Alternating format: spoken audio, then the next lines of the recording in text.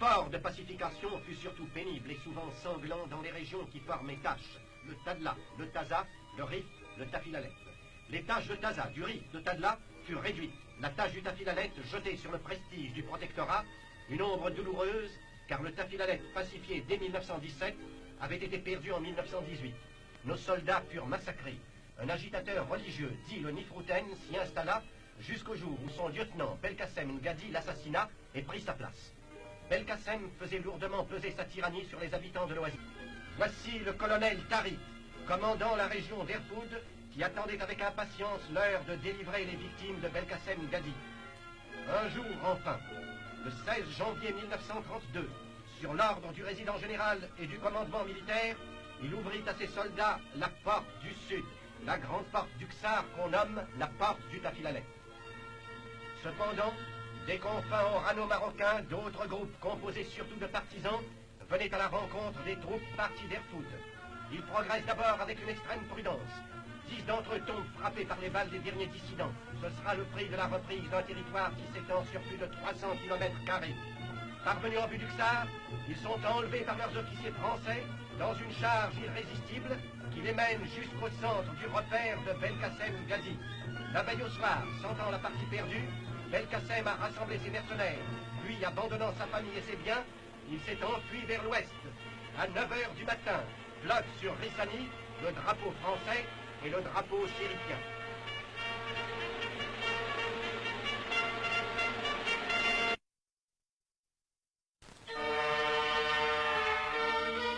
Au seul point de vue marocain, cette opération avait une importance considérable. Le Tafilalet est le berceau de la dynastie régnante. Là se trouvent les tombeaux des ancêtres du sultan. Depuis 14 années, aucun devoir n'avait pu être rendu à ces grands morts. On délivrait donc des milliers de familles, on libérait aussi la terre sacrée des ancêtres chérifiens. Le jour même, on décidait de poursuivre les fuyards, et à nos partisans se joignaient les propres Ksouriens de Rissani, désireux de se venger de Belkacem Ngadi. Devant le Ksar, les partisans attendent leur chef. Ils ont été conduits à la victoire par le jeune capitaine Thiabo, officier des renseignements, l'un de ceux-là qui, par leur parfaite connaissance du pays et des habitants, conquièrent mieux encore les cœurs que les places fortes. Voici le capitaine Thiabo, adjoint au colonel Tarit.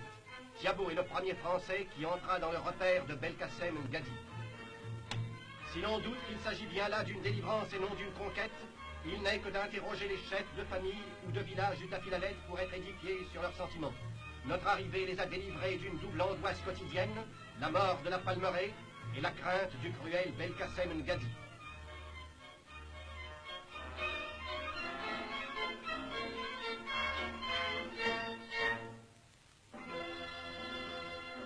D'ailleurs, les demandes de soumission se multiplient.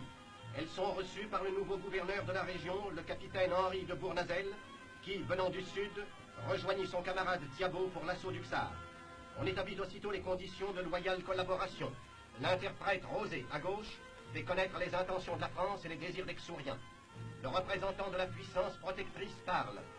Je vous apporte la sécurité et la santé. Sous l'égide de votre souverain, nous veillerons sur vous et sur vos biens. Nous trouverons de l'eau pour vos palmiers et vos jardins. Nos médecins donneront leurs soins à vos enfants, à vos vieillards, à toute la population. En retour, nous vous demandons d'être les loyaux sujets de votre sultan et les amis sincères de la France. Par Allah, qui seul est grand, et par Mohammed, son prophète et aïeul de notre sultan, nous vous jurons fidélité, répondent les chefs et les notables. Les intentions de la France sont en effet bien simples. Rendre la santé à l'oasis, aux plantes comme aux gens.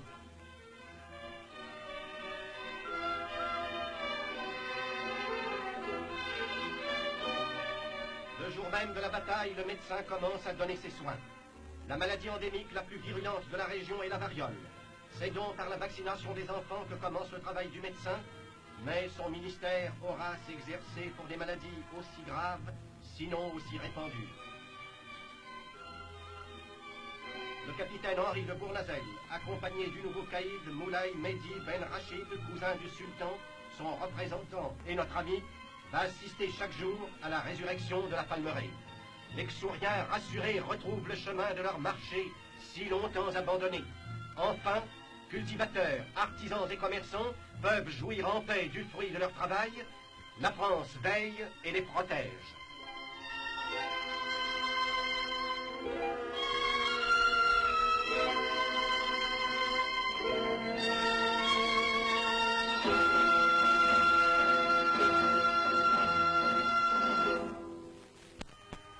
les confins orano-marocains et la région de Marrakech, restée 80 km de pays insoumis et à peu près inconnus. Les renseignements les plus précis que posséda l'armée étaient les photographies prises en avion et les croquis du père Charles de Foucault, qui avait sous un déguisement parcouru la région vers 1884. Encouragés par le succès du Tafilalet, goumiers et partisans partent vers les oasis de l'Ouest dans l'espoir de faire rapidement leur jonction avec les troupes de Marrakech.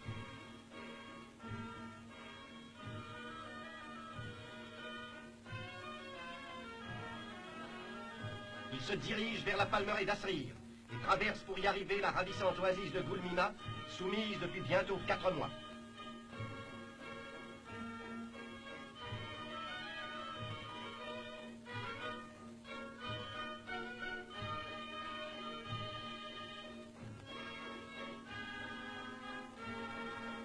Le camp de Goulmima est gardé par de solides rangées de barbelés, car nous sommes encore là à l'extrême limite de la dissidence. Ce matin, l'activité y est très réduite. Tous les éléments combattants, légions étrangères, chars d'assaut, aviateurs, partisans, sont campés à Tizougarine, près d'Asrir, qui doit être prise, ou plutôt nous y insistons, délivrée le 11 février 1932 à 9 h du matin. Le général Giraud, commandant les confins orano-marocains, repère les positions. Il voit la palmeraie toute proche, ses jardins et ses sourds. C'est là qu'il a décidé d'être ce matin même, vers 9 h, pour opérer sa jonction avec le commandement de la région de Marrakech.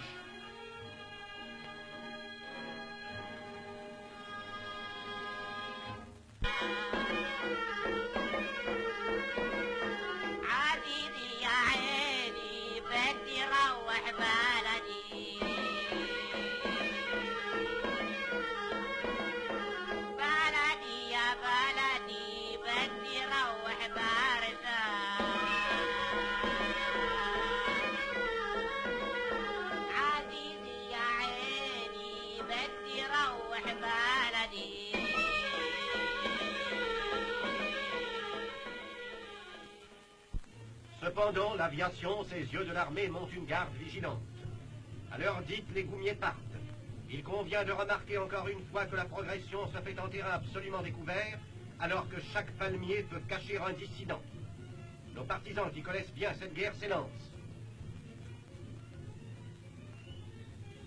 Les tanks les précèdent. Observez que les monstrueuses machines avancent sans tirer. Mais elles produisent ainsi que les avions un effet moral considérable.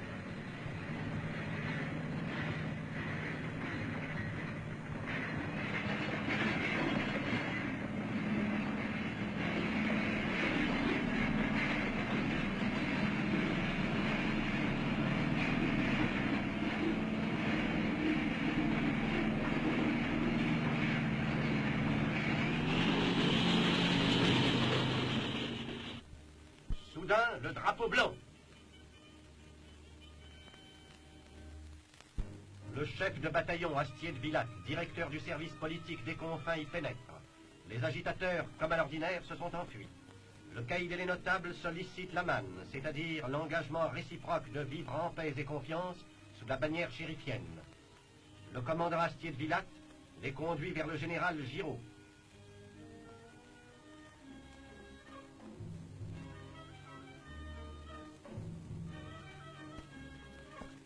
Or, au moment où commencent les pourparlers, un avion atterrit où se trouve le général Catrou, commandant la région de Marrakech.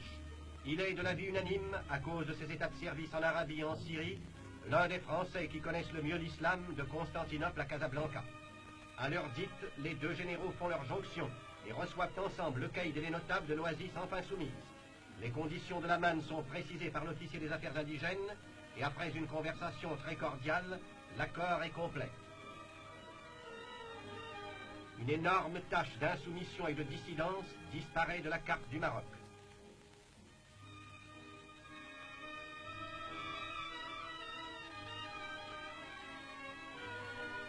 Alors commence la reddition des armes et l'on constate que les dissidents sont aussi bien armés que les réguliers.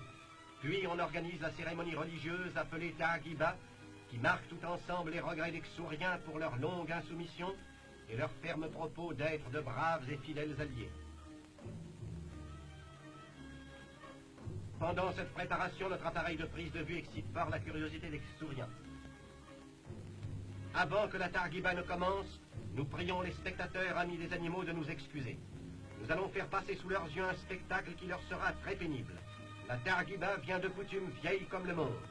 Celle que nous avons enregistrée au matin du 11 février 1932 est d'une si grande importance historique qu'il serait impardonnable de ne pas l'évoquer telle qu'elle fut. Et d'ailleurs, le sang de ces innocentes bêtes ne coule-t-il pas pour attester qu'il ne coulera plus dans ces mêmes lieux de sang humain?